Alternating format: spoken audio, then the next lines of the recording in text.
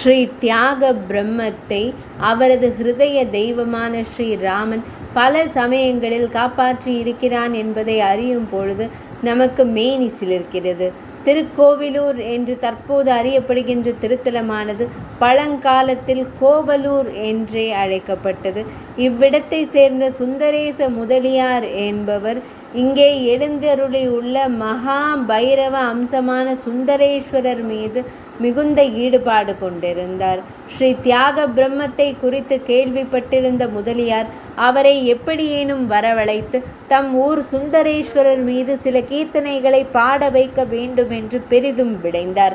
அவர் விருப்பம் நிறைவேறும் சந்தர்ப்பமாக ஸ்ரீ தியாக பிரம்மமும் யாத்திரை மேற்கொண்டதால் முதலியார் ஒரு பல்லக்கை அனுப்பி வைத்து ஸ்ரீ தியாக பிரம்மத்தை தமது ஊருக்கு அழைத்து வந்தார். முதலியார் விரும்பியபடியே கோவலூர் சுந்தரேச பெருமானை தரிசித்த தியாகராஜ சுவாமிகள் பக்தி மேலிட்டு பெருமான் மீது 5 கீர்த்தனைகளை பாடி அருளினார். கோவலூர் பஞ்சரத்ன கீர்த்தனைகள் என்று அறியப்பட்ட அக்கீர்த்தனைகள் பின்னாளில் மருவி கோவூர் பஞ்சரத்ன கீர்த்தனைகள் என்று அழைக்கப்பட்டன. ஸ்ரீ தியாக பிரம்மத்தின் இந்த அமுதமயமான கானங்களை கேட்டு தம்மை இழந்த முதலியார் அவருக்கு நிரம்ப பொன்னையும் பொருளையும் பரிசாக வழங்கினார். ஆனால் தியாக பிரம்மமோ அவற்றை ஏற்க மறுத்துவிட்டார். எப்படியேனும் ஸ்ரீ தியாக பிரம்மத்தை இப்பரிசுகள் சேர வேண்டும் என்று விரும்பிய முதலியார் அவற்றை மூட்டை கட்டி ஸ்ரீ தியாக பிரம்மம் அறியாமல் அவர் பயணத்திற்காக தாம் அளித்த பல்லக்கில் மறைத்து வைத்தார். ஆனால் இச்செய்தியை 4 அடங்கிய ஒரு கள்வர் குழு எப்படியோ அறிந்து கொண்டது. அந்தி சாய்ந்து இருள் கவிய தொடங்கிய நேரத்தில் ஆளரவமற்ற வனாந்திரத்தின் இடையே சுவாமிகள் பயணித்து கொண்டிருந்தார். அப்பொழுது சற்றும் எதிர்பாராத வகையில் ஆயுதங்கள் ஏந்திய அக்கொள்ளையர்கள் சுவாமிகளை சூழ்ந்து கொண்டனர். பொன்னும் பொருளும் இல்லாத தம்மை எதற்காக இவர்கள் அச்சுறுத்த வேண்டும் என்றெண்ணிய சுவாமிகள் எப்பொழுதும் தனக்கு துணைக்கு வரக்கூடிய ஸ்ரீராமச்சந்திர மூர்த்தியை விரைந்து அழைத்தார். அவ்வேளையில் வில்லேந்திய ஸ்ரீ ராமலக்ஷ்மணர்கள் கொள்ளையர்களுக்கு தண்டனை அளித்து அவர்களை ஸ்ரீ தியாக பிரம்மத்தின் பாதங்களில் பணியச் செய்தனர்.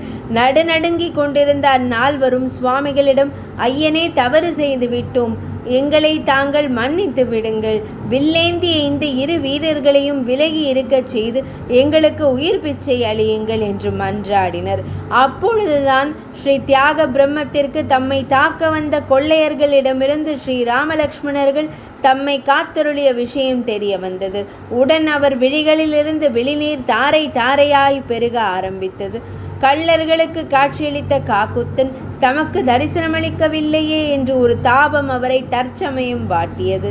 அதன் விளைவாய் அவரிடமிருந்து ஒரு பாடல் அன்னிச்சையாக பிறந்தது.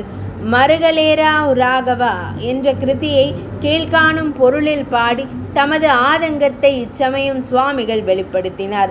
மறவேனடா ராகவா, அசையும் உயிரும் அசையாதனவும் உந்தன் ரூபம், திசை காட்டும் சூரிய சோமனுன் விழிகள், நசைமேவ நின்னை நானும் கண்டு கொண்டேன், விசை கொண்டு என்னுள் பல எண்ணம் மோதும், ஆயின் அசையாதென் நெஞ்சுள் அழகன் ராமன் வடிவம். ஸ்ரீ தியாக பிரம்மம் இங்கனம் வெளிப்படுத்திய ஒவ்வொரு உணர்ச்சியும் நமக்கொரு வரப்பிரசாதம் என்றால் அது மிக இல்லை அல்லவா? 16ஆம் பகுதி இனிதே நிறைவடைந்தது.